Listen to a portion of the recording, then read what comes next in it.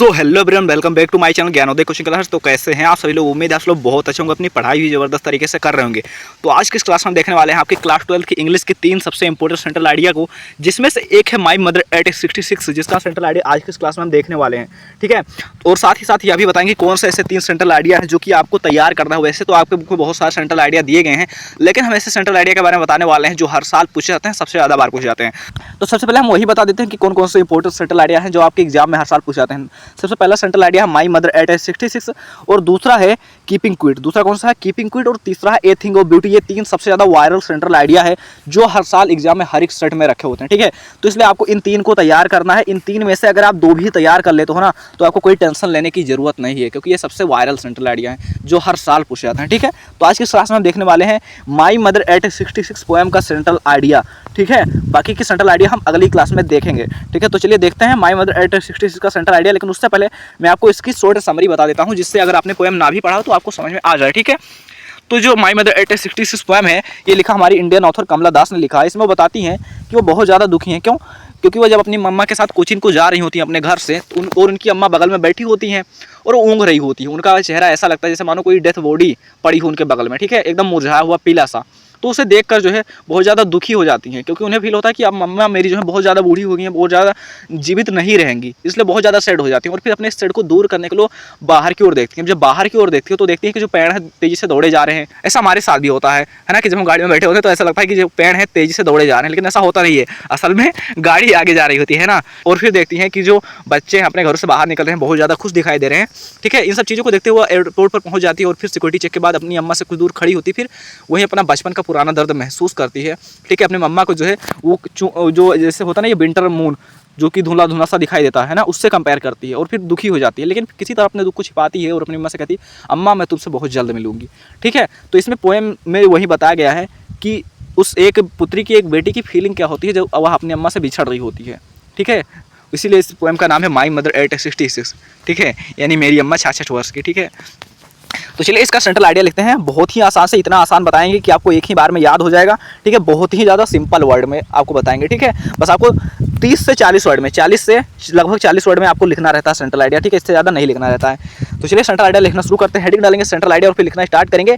और लिखने से पहले सबसे हर एक पोएम में ये कॉमन लाइन आप जरूर लिखोगे। क्या लिखोगे? द पोएम, और फिर पोएम का नाम, और फिर इज कंपोज्ड बाय, और फिर राइटर का नाम। ये आप हर एक पोएम में करोगे। तो मैंने यहाँ भी लिख दिया। चलिए, द पोएम और फिर पोएम का नाम लिखा हमने my mother 866 is composed bye, और फिर राइटर का नाम कमला दास। तो क्या हो गया? द पोएम यानी जो कविता है माई मदर 866, यह रचित है कमला दास के द्वारा। माई मदर 866 कविता कमला दास के द्वारा रचित है। ठीक, क्लियर।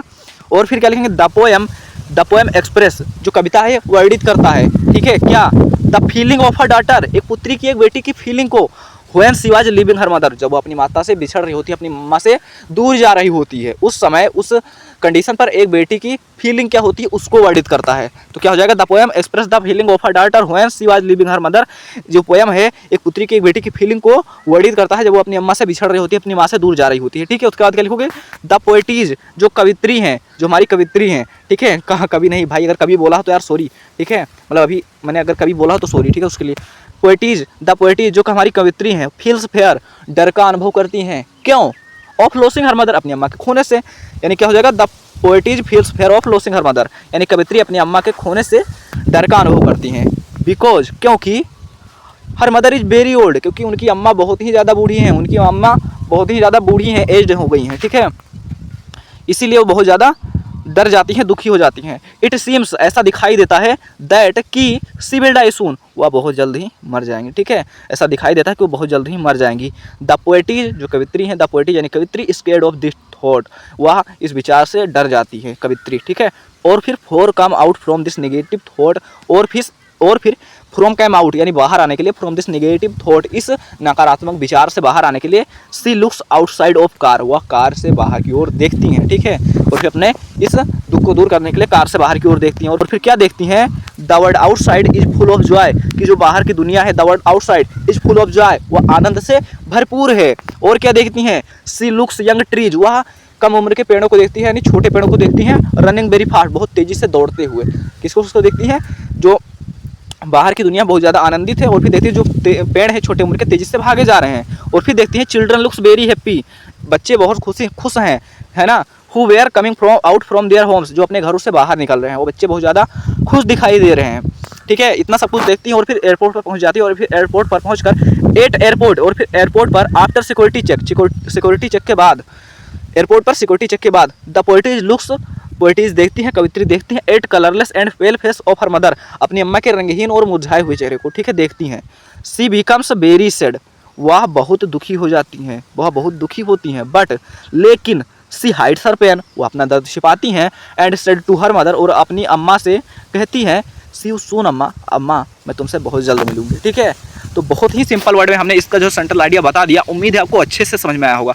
ऐसे ही सभी सेंट्रल आइडिया जो है आपको हम करवा देंगे। ठीक है, तो इसलिए चैनल को सब्सक्राइब कर लेना ताकि अगला सेंट्रल आइडिया लेकर आएँ तो आप तक जरूर पहुँचें। ठीक है, मिलते हैं फिर किसी नए मजेदार टॉपिक के साथ। Love you, tata bye bye, अपना ख्याल रखना।